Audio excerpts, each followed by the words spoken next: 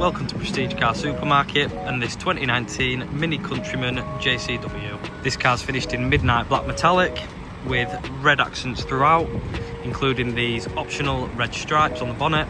It sits on these high gloss black and cut JCW circuit alloys.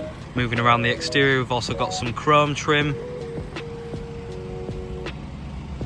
as well as chrome badging,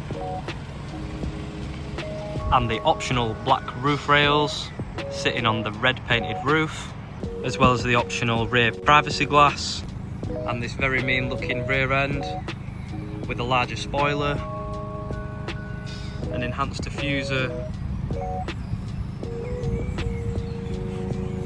dual tailpipes, chrome badging,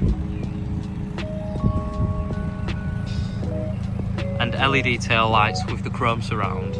Under the bonnet we've got BMW's B48. This is a 2-litre 4-cylinder turbocharged petrol engine making around 304 horsepower. The power's put down by all 4 wheels through this 8-speed automatic gearbox.